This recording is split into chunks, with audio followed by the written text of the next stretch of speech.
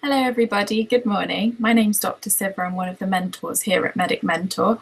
I hope that you've had a lovely weekend and thanks for joining me this morning. Today I'm going to talk to you for about an hour on CV building and an academic action plan for this coming year. Before we get started, I just want to let you know that to make the most out of this particular webinar, it would be a good idea to grab a pen and paper, just because we're going to be doing a little bit of CV building as an interactive exercise just to get you started. There is also a CV building template that you can download from your resources tab in your Medic Mentor account from the Medic Mentor website, but you don't need that right now. It's just something really good to refer to after this talk. We are also streaming this live, and we have a live chat function, which I'd really recommend everybody to get using. So if you haven't done any webinars before, it's not very hard. Just log into your Gmail or YouTube account, and then you can start using the live chat function down the side. Dr. Kennedy is also available to answer your questions through the live chat whilst I'm presenting. First I'm going to do the talk, and then I'll take some questions from the live chat at the end. But if you do have any questions about anything that I'm saying during the talk, you can also post them on the live chat for Dr. Kennedy to answer in the meantime. So make sure that you've got a pen and paper ready, that you're logged on to the live chat to get the most out of this session. And I'm happy to take any questions about how to boost your CV and time management and planning for the academic year ahead. For those of you who are new to Medic Mentor, we are a national medical organisation aimed at mentoring any aspiring healthcare student.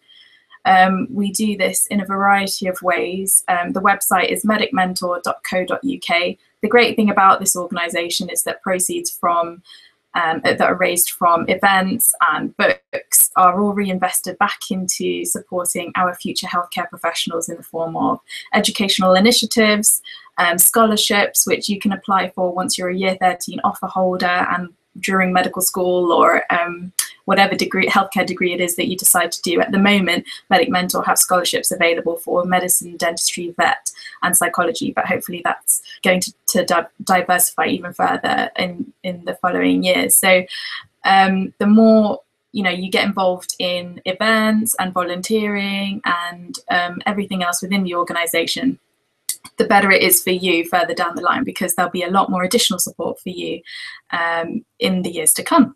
So that's the wonderful thing about our organisation, and it wouldn't exist without the 2,000 Medic Mentors who are registered across the country, made up of healthcare degree students, so these are university students, and healthcare professionals ranging from doctors to vets, all volunteering to mentor you guys. So take a look at the Get Involved tab on the Medic Mentor website. There are always opportunities available. I will signpost you to some of them as we go through the talk today, because a lot of the CV building things that you should be looking out to do, Medic Mentor can actually help you with as well. So it's really important to make the most out of all of these incredible, and very valuable opportunities that will help you stand out as an applicant, but also develop you personally and professionally for your future careers. If you grab that pen and paper that I asked you to get a bit earlier, we'll have a look at some of the CV headings, if you like, that you should be looking to fill out. And really, you want to do this when you're any sort of in year 10 all the way up to year 12, or if you're a Scottish student, that would be from sort of S3 through to S5. Remember that you're actually going to be submitting your UCAS applications in October of year 13 or S6 year if you're a Scottish student. So you need to make sure that ideally a lot of these things on your CV are already there before you start writing your personal statement during the summer of the year that you're actually applying. So that will be at the end of year 12 or at the beginning of S6. So obviously, one of the main things that a lot of universities look for is work experience. We had a fantastic talk about this exact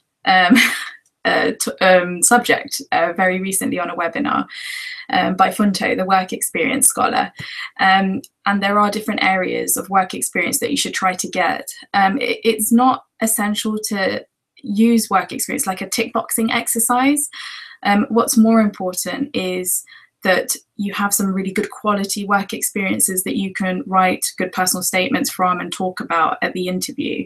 So what I mean by that is, instead of doing, say, a day in a hospital, a day in a GP, a day in some private hospital, it's much better to have a longer amount of time on a particular work experience, which you can actually really draw some reflective and really good sort of insights from, because the whole point of doing work experience at the end of the day is to demonstrate that you actually have a really good insight into the career that you're choosing to study.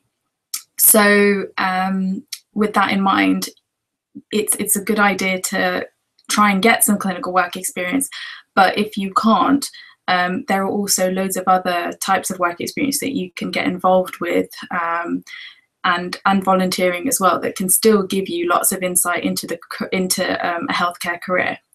So that might include things like working in the community, volunteering for a healthcare related charity, befriending patients via befriending charity, where you actually get to speak to patients and get to know them and develop your communication skills. Even though it's not technically classed as clinical work experience, it's incredibly valuable. So things like that. So work experience is something you definitely have to have. Or some sort of exposure to a healthcare setting, just to be able to demonstrate that you really do know what you're getting yourself in for. Now, that is unfortunately not something that's going to make you stand out amongst all the other applicants, because pretty much everyone who will be applying will have done some sort of work experience or volunteering, and should also have the predicted grades or the entry requirements for that particular course. So there are some additional things that you can do to make you stand out as an applicant, and this is where the CV building exercise really comes into the fore, because you need to look to see if you've got any prizes or awards that you can include on your CV. So I'd put that down as a heading, and just think about any prizes or awards that you've already got under your belt. If there's anybody available on the chat, is there anyone who can share some experiences of maybe some awards or prizes that you could include in that?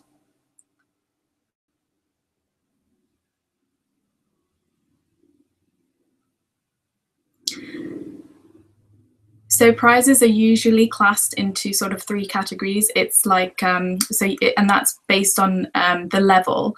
You might have something very local, like within your own school. So you may have been awarded a prize by your school, which is great, definitely something to mention there. The next level above that would be maybe something regional, or like or something within your county. Like a competition that's been running regionally. And then probably the best one to go for is something like a national competition. So something where you've submitted an application against applicants from across the country, and it's actually a national prize. And this is really great because it demonstrates that you've been awarded something because you've excelled in a particular area. And whatever that is, it can easily be transferable into the healthcare degree that you've chosen to study. So, for example, if you are a biology Olympiad, that demonstrates a real passion for science, which underpins a lot of healthcare courses, including medicine, dentistry, and vet. So that is an option. So just to signpost you to some prizes and awards that you could potentially apply for. There are Nuffield prizes, there are Olympiad prizes for awards for demonstrating excellence in science, which you should look into. Medic Mentor also run competitions throughout the year, which range from essay competitions to the best article that's been published in the magazine, to best school society leader. So there's a variety of competitions to keep an eye out for with Medic Mentor. And as this is the start of the new academic term, now is the time to really be aware of these. And the best way to stay in the loop about all of this is actually to create an account on the website and keep an eye on your emails, because when a prize or a competition is running, you will be alerted to it by email. And if they are landing in your junk folder, you may be missing some really valuable opportunities. So just make sure that you star those emails and stay on top of them. You could also get involved in research. Research is obviously incredibly important in the healthcare profession. Ways in which you can get involved include during your work experience. You could speak to your supervisor from the very beginning and say, are there any projects that I can help with that are already running? You could also do research as part of your A-level science degrees or A-level subjects, or for example, your geography field trips. That's all, it all counts as research. And getting involved in some more sort of healthcare related projects like audits would be fantastic. If you don't know what an audit is, that's AUDIT. You should definitely look it up because it's very relevant to healthcare. And there are also things like the Nuffield, which offers research placements. You could also contact universities that advertise research summer placements and internships and things like that. Medic Mentor do have some research opportunities running throughout the year in the form of, you could actually research a healthcare related subject and publish an article in the Mentor magazine, which is a national publication. So it actually tackles two really useful things, which are research as well as publishing. So you could do that. And again, publishing work is a fantastic thing to put on your CV because it demonstrates good written communication, as well as, you know, that this is a really important way that healthcare professionals share knowledge and, you know, in the form of publishing research papers and things in journals. So if you're already doing these sorts of things, it already demonstrates that you would make an excellent healthcare professional, which is what you want to really show to the admissions tutors when you're applying. Volunteering is another one. So that's another heading to put down, and just have a think about what volunteering things you've already done. Charities are a great way to get involved in volunteering. So the best thing to do there is literally to just Google healthcare charities in your local area and make some inquiries, because a lot of charities are looking for volunteers. So, you know, that's a great one to do as well. I can see Dr. Kennedy mentioned EPQ, that's an extended project qualification. Another great way to do research at school. It's very similar. In fact, the skills that you learn from researching and publishing an article with Medic Mentor are very transferable to doing an EPQ. It's quite similar. And in fact, by doing that, you get a lot of support from Medic Mentor in terms of how to structure and write a really good article. So that's worth that's really valuable experience and definitely worth getting involved in. So going back to volunteering though, so get involved in some healthcare charities, contact some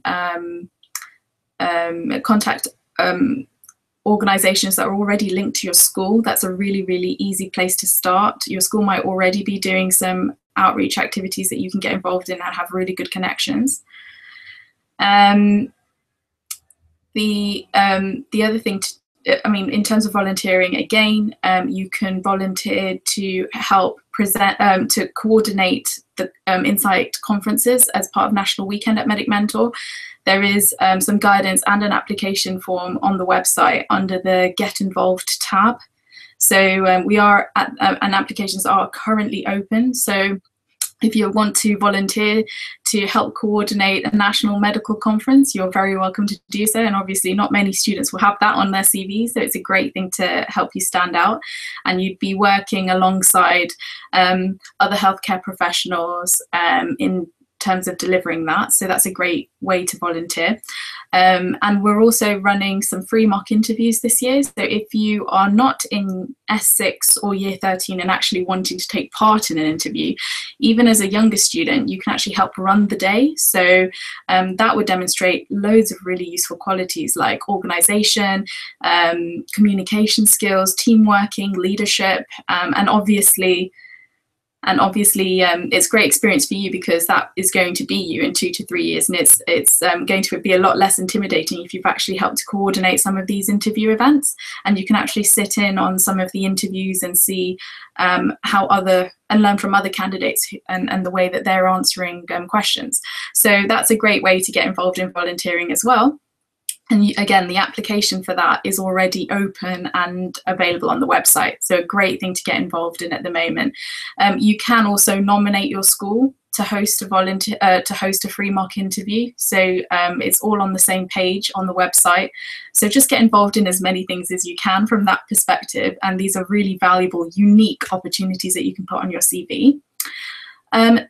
Another thing that will really help you to stand out are things like enterprise and innovation, which you might not think is very relevant to healthcare immediately. It's not a very obvious one, but we wouldn't be anywhere in healthcare without really innovative individuals, and that can be from surgeons inventing new instruments to just people within a clinical setting who are trying to make the clinical setting better. So if you have done anything very unique, something where you've sort of thought, you know what, I've got an idea that could make this better, that is something that you could talk about, especially if you've developed that project and taken it forward. And you can talk about how and the impact that that's made.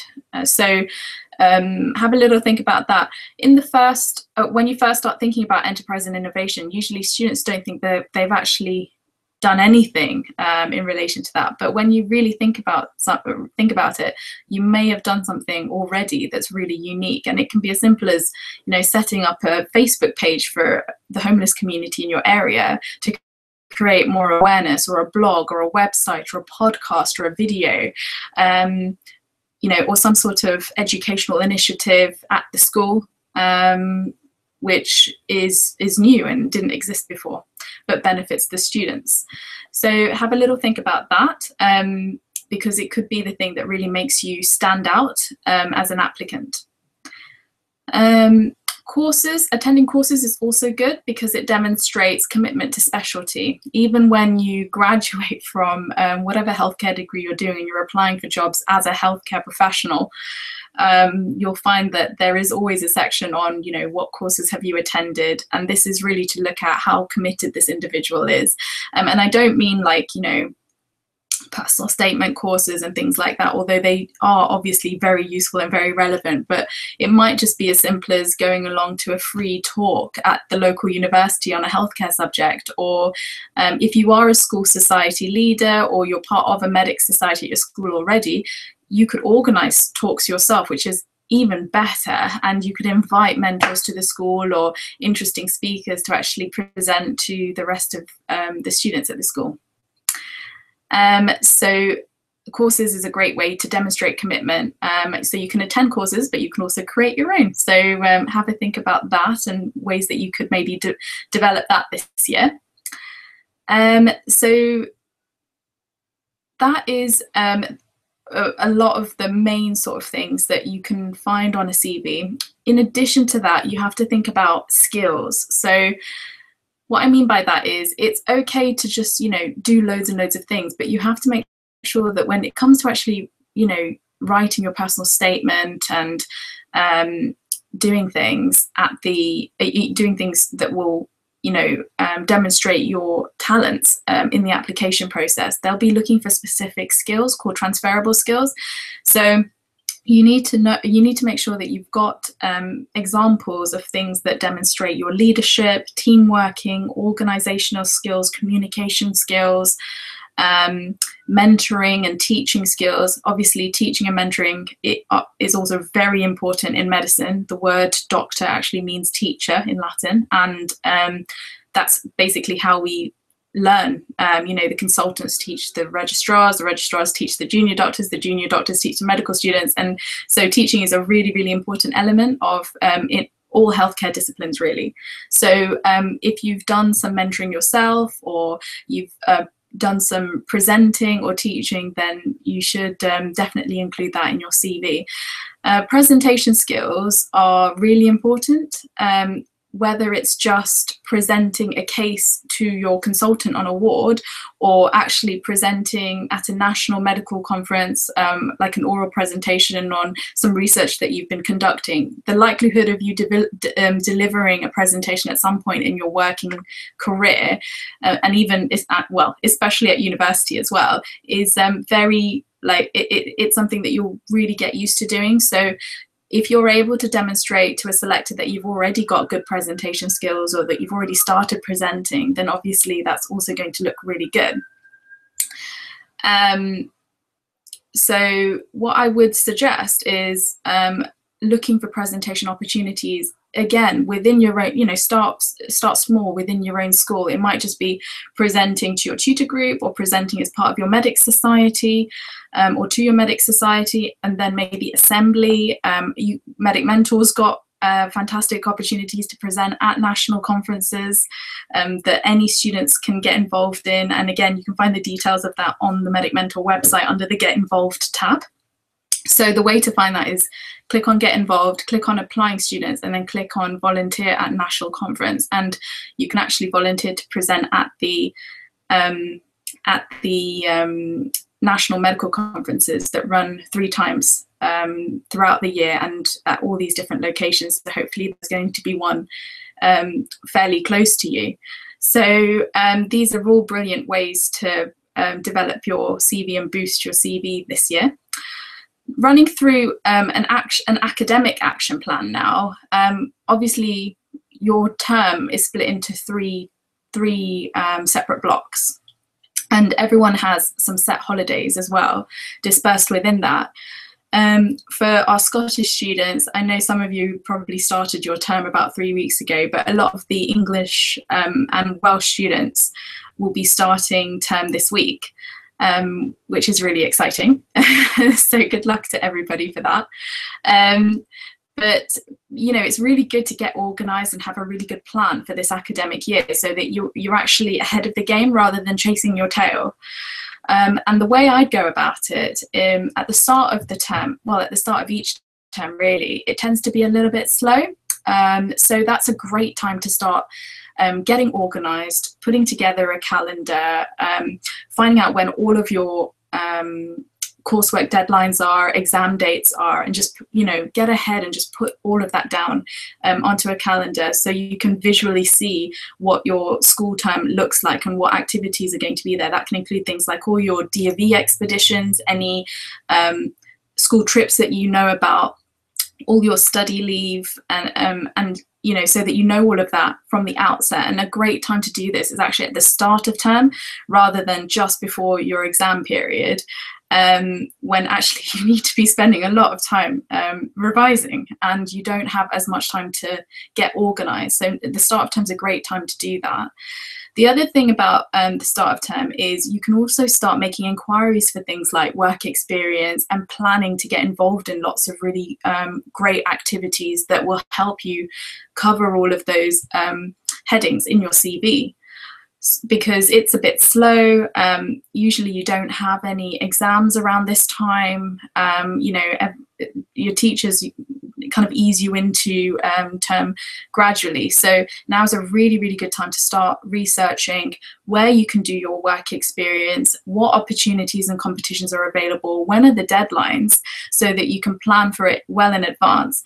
And there's no point looking for work experience during half term, because that's when you should already be on a placement trying to do it, and you can't really, you'd really struggle to get work experience turned around within a day. So the best thing to do is make these inquiries at the start of term and make applications at the start of term, so that you can actually conduct your work experience during your half-term breaks, your Christmas breaks, your Easter breaks, and your summer holidays. And now that you're sort of in year 10, year 11, year 12, you've kind of moved on to senior school now, and you've left your junior years behind.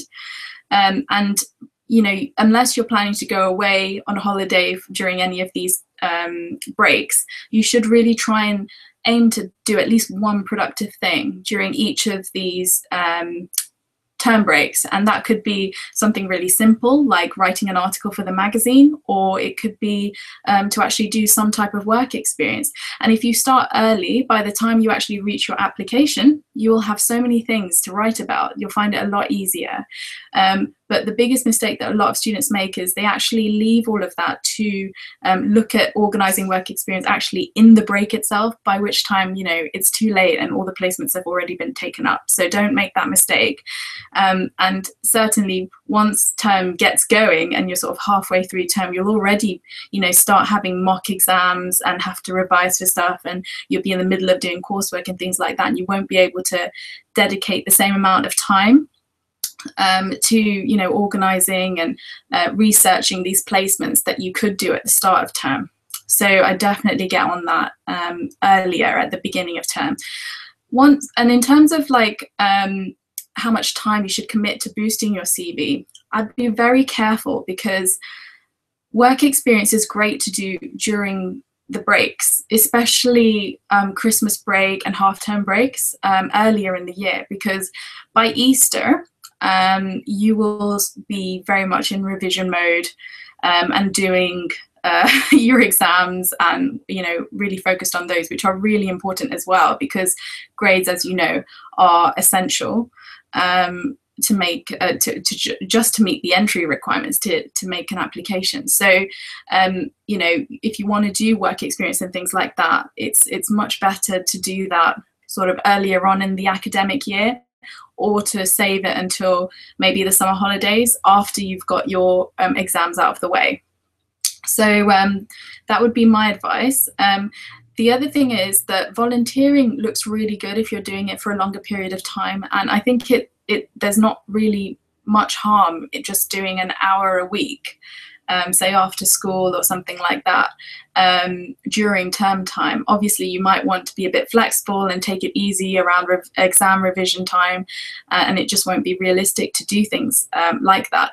But particularly sort of during the first term and the second term, doing an hour of volunteering demonstrates a lot of commitment, and it's something that you know, admissions tutors actively look for. So I would advise you to do that. But bear in mind that you are obviously a human being, and you do need to make sure that you've got that work-life balance in place and you're not overdoing it. There are, you know, you not only do you have to go to school, which takes up most of your day, you've also got to do extra work, homework, coursework. You might have extracurriculars that you've already committed to, things like, you know, piano classes and karate classes and things like that. You might be training for, you know, a really important competition. So just make sure that you balance everything up. But it's good to take a look at the CV building template that's on the Medic Mentor website on your resources tab after this talk, because if there are any gaps in your CV, it's good to know about it now and actually plan to fill them early on in the academic year rather than at the last minute, because it's much better to have at least something under each of these headings rather than have like lots and lots of stuff under work experience but not really have anything else to talk about. So you know, it's just a really good way to kind of highlight these gaps to yourself now, so that you can actually act on it this year. In terms of us, you know, the way that Medic Mentor can support you this year, obviously there's the national weekend events, which take place 3 times a year. The next national weekend events are happening in November. So if you're new to Medic Mentor, or you only attended the first day of National Weekend so far, it might be time to think about coming along to the second day and just getting properly clued up about the UCAS application process for this healthcare career that you're actually wanting to study. And it's good to do that early, and it's suitable for students from sort of year 10 upwards. You can register for it on the website now, and places do fill up really fast, obviously, because it's very popular. So just to make sure that you can get onto a space at a venue that's near you and that you're not having to travel too far, I'd have a look on the website under events, just click on National Weekend, because that is a great way to network with loads of medic mentors. If you've already been to a National Weekend already, you can volunteer at that National Weekend. So it's a great way to boost your CV already. And all it requires is just a day's commitment from you. But it looks fantastic and you'll learn so much. So whether you've been to National Weekend already or you're new to Medic Mentor, National Weekend is like a must for any aspiring healthcare student, not only because you'll massively enjoy it, but because it's so informative, and it really equips you with like the fundamentals that you need to know to move forward. If you are starting year 12 now, or you're a new sort of S5 student, that means that you'll actually be applying in October next year, and it's really and now is the time to start thinking about getting onto a summer school program. It doesn't have to be a Medic Mentor summer school. If you are able to get onto any of the free summer schools that are run by like the Sutton Trust, then you know, if you meet widening access criteria, you come from a low income background, you should definitely apply for those and make a note of the dates for the applications. It's super competitive as well. I think they get about 10,000 applications a year. For not that many places, so make sure that you are well aware of them, and you know what the application form looks like, and you've got yourself organised to get onto a summer school program. If you're not someone who qualifies for that, then look at other summer school programs. But I would really recommend looking at the Medic Mentor one, because it will just help so much with your UCAS application, and you get so much support, and it's really comprehensive, and it's got a fantastic success rate as well. And if anybody wants a little bit more information or wants to talk about the Medic Mentor Summer School in more detail, you can always ring us on that mental helpline number. But the best thing to do is just have a look on the website and read the reviews, look at the prospectus, and decide if that's something that you want to get involved in, and plan for it early, because at least that way you know that your UCAS application will be sorted, and you can focus on the grades, and you can just focus on getting some of this additional stuff on your CV completed before you even come to the summer school, where you can have your personal statement finished, and you get all your entrance exams teaching and access to question banks and books and things like that. So that's all taken care of. So in terms of getting organised and study skills, I've actually got, there were 3 books that really helped me personally as a student. One is called the Study Skills Handbook. In fact, I really love this series. You can get access to it via Amazon. So I'm just going to share the link with you now. The Study Skills Handbook was just a great book to help you figure out how to revise. It's funny because revision is not something that they actually teach you how to do at school. They just kind of expect you to know how to do it. Everybody revises in a different way and has a different approach. It's difficult to do that in the middle of revision. So it's a good idea to explore revision techniques before you actually reach that revision period, so that when you're actually in your revision period, you know you're doing stuff that works for you. So this particular book is quite good because it goes into different techniques. And I personally found that I'm quite a visual learner, so I did do a lot of spider diagrams and a lot of like drilling techniques, repetitive techniques in terms of like practice questions and things like that, because that works really, that's really effective for me. But it also goes into ways that you can manage your time, make sure that you're being productive when you're actually studying and things like that. And there's some good templates in there for study skills. So take a look at that. The other book that I found really useful, and it's actually something I only discovered when I went to university, but I wish I'd known earlier, is this book called How to Get Things Done. So the great thing about this book is just, it helps you to tackle that continuous problem of procrastination, which I think most people suffer from to some extent, and it really helps you to get focused and organized and just be really, really productive when you're doing things. So that's another really good book.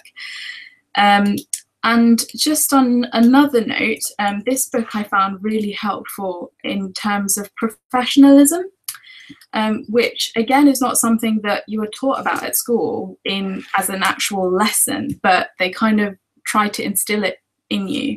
But when you're at school, it's difficult to appreciate the context of why you're learning these things. I mean, why is it important to speak to people in a certain way, to behave in a certain way? And this just really put a lot of that into context, and it's just something you will continuously learn and develop as you progress, not just through school, but through university and even into your future career. So it goes into things like how to write emails, what to include, what not to include, and things like that. So professionalism is just the other flip side of being organized, being productive, good revision techniques, and then professionalism is kind of like the cherry on top for you guys at your stage, but it really demonstrates a lot of maturity, responsibility, and reliability in a person, I think. So those are my 3 recommended reading things for you. And I'll just quickly post, or I might just ask Dr. Kennedy if he could post the link to the Get Involved tab from the Medic Mentor website for applying students. Definitely spend a bit of time exploring that now. The only section of that page which hasn't been updated yet is the competitions page, but that's simply because we don't have any competitions running right now, but that's going to change very soon. So make sure that you're signed up to the Medic Mentor website to stay in the loop about all these national competitions that we run throughout the year, which anybody from any year can apply for. So that's really helpful. So that's the end of my talk. I hope you guys have found it really helpful. I'm happy to take any questions now if anyone's got any for me.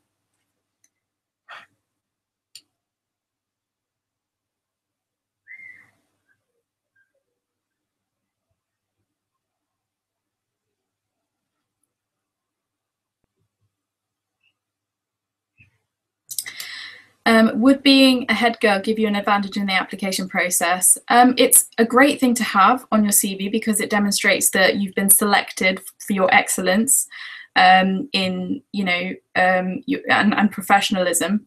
It also demonstrates responsibility, reliability, leadership. It's not what you've done, but the way you talk about it. So make sure that you use a reflective model when you're actually writing about it in your personal statement, something like Gibbs reflective model, or something along those lines. If anybody's really struggling to write personal statements, you have to get a copy of the personal statement toolkit book from the Medic Mentor website because it is amazing. I haven't seen many books which are actually that detailed, and it doesn't take very long to read because I know that you're actually writing your personal statements now. But what I'll do is I'll just quickly put the link for that on here as well, because unlike other personal statement books, which is just hundreds and hundreds of perfect personal statements which don't really help you very much, this actually explains how to write it in a lot of detail. So I can see that that's along the chat, that's something that's coming up quite a lot. So I think it'd be useful just to post that on here for you guys.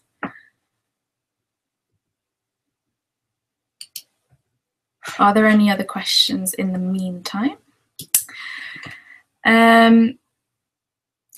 Yes, A. Some people have told me that it is good to have a PIA.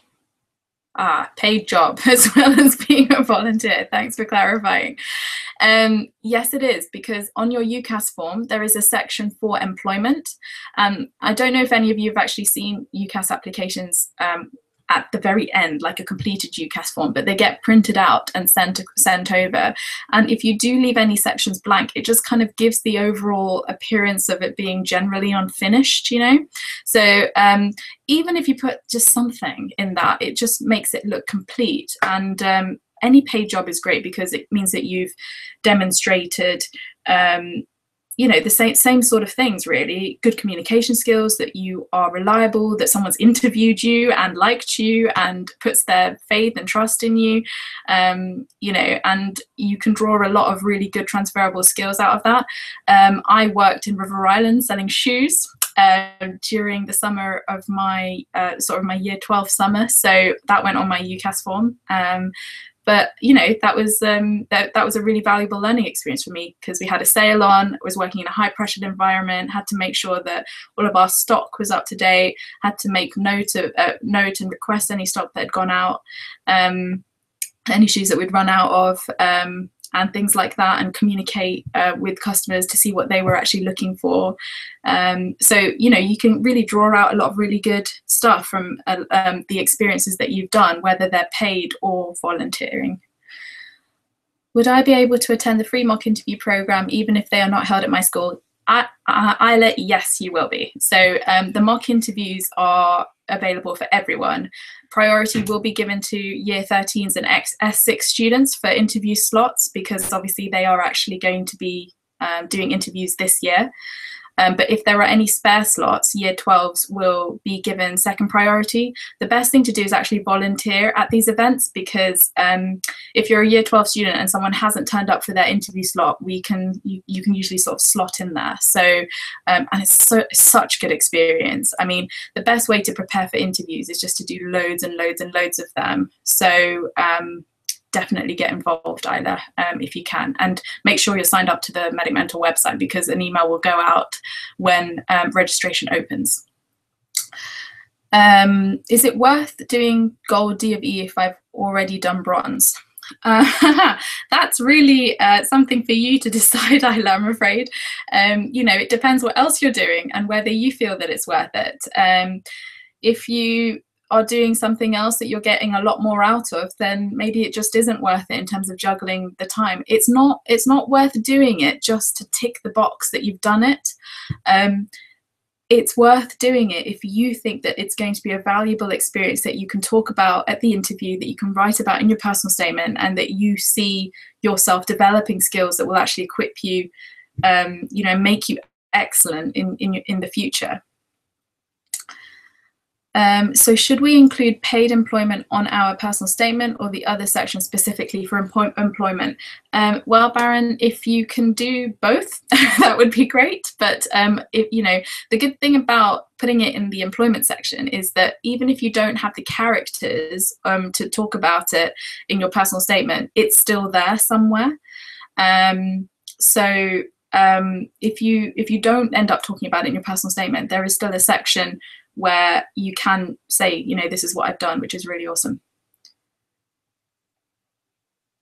Right, I was meant to get that book link for you, wasn't I? Let me just pull that up for you guys.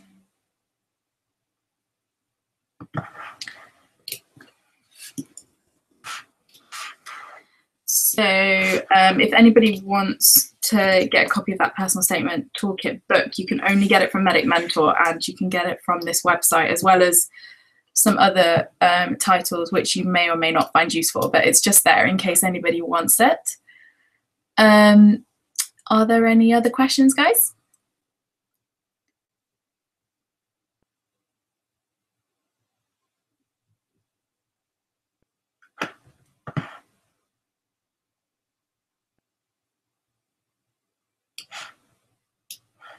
Okay then, it looks like we've answered all the questions. Please like this video if you enjoyed it and found it useful. Please like us on Facebook as well, or follow us on Twitter to stay in the loop. The Get Involved tab, I'll copy and paste that in for you guys as well.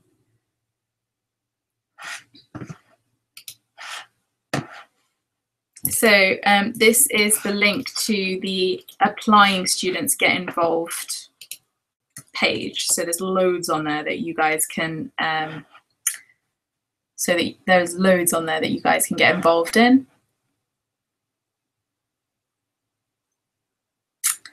Where do you find that point interviews be happening again? Sorry, Isla, didn't understand that question. Did you want to rephrase? Oh, will the Medic Mentor midpoint reviews be happening again?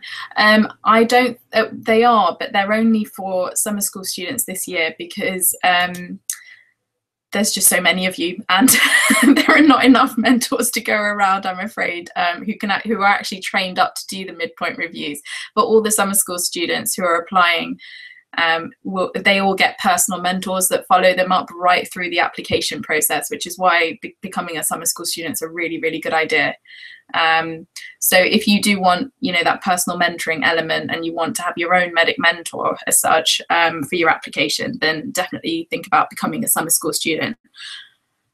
I hope that answers that question. And when will the slots for interviews be open? They should start, the interview mock interviews will take place during interview season, which will be between November and March. So registration will open for various venues throughout that time and slightly before then. So if you take a look around November, at the start of November, that you should definitely be able to find some. There's no limit to how many interviews you register for, but please bear in mind that only register for one if you really are going to be there, because it's such a valuable opportunity that someone else could really, you know, have benefited from that. Again, it's just fantastic practice, to be perfectly honest. So, you know, and once you've figured out how you can, how we run an interview at your school, you can run your own mock interviews as many times as you want to. But basically what happens is, you know, you've got to nominate your school using a contact form on the website, and then Medic Mentor shortlists the schools, and on the actual day, a horde of mentors will just turn up and interview all day, and run the mock interviews and set up everything. But we are looking for volunteers to help, and applying students to help, and they might just help with like things like timekeeping, setting things up, registering people at the front, and things like that.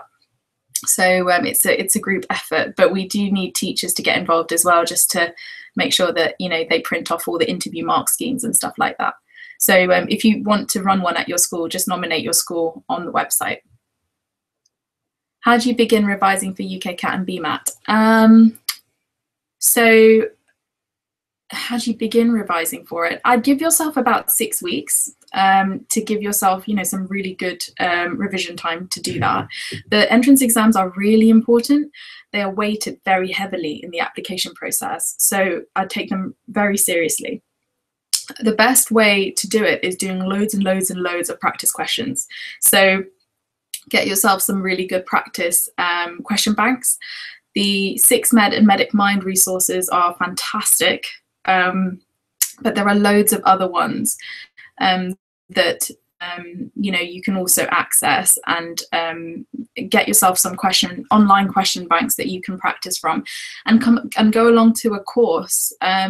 Again, the summer school students from Medic Mentor get all of that teaching as part of the summer school. But if you're not a summer school student, you can go to like its own, you know, like a standalone course run by one of several people that Dr. Kennedy has just mentioned in the chat. So the best way to prepare for an entrance exam is not a lot, you know, it's pretty much common sense really. Give yourself plenty of revision time, get access to loads of practice questions, and the icing on top would literally to attend a course or get some teaching on the subject.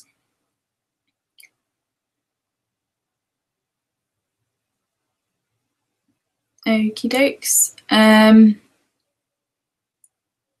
So are there any more questions, guys?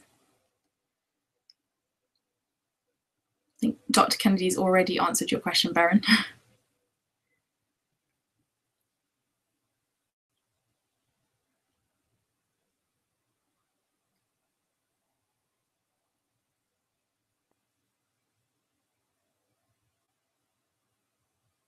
Okay, everyone, I think we've all sort of got the most that we can out of this session. I really hope to see some of you guys at some of the events. Keep in touch with us. You can ring us anytime on the Mentor Helpline number if you get stuck, or you can email us. So make sure you've set up an account on the website so you're getting those emails throughout the year. You know, get organized, have a look at your calendar. You know, come along to the national weekend events either as a volunteer or you know, as an actual delegate, because you'll learn so much.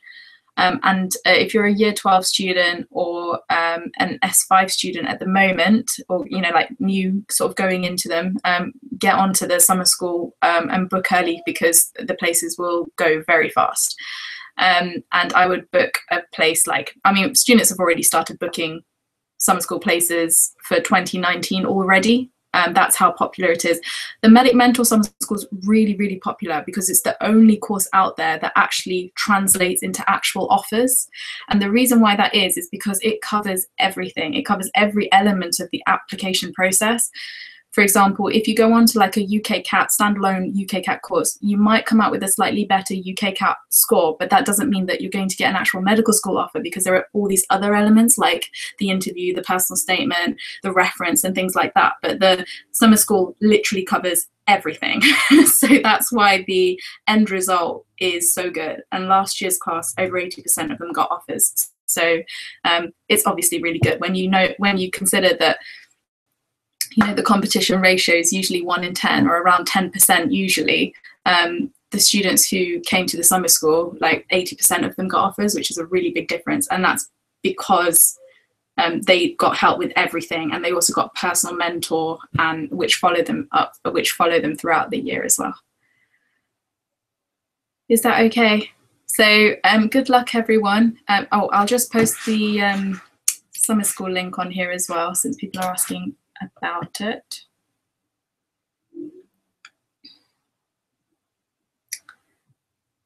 One thing I didn't mention very much about are setting up medic societies. Again, a fantastic thing to boost your application and your CVs. So I'll post the link to the school societies as well.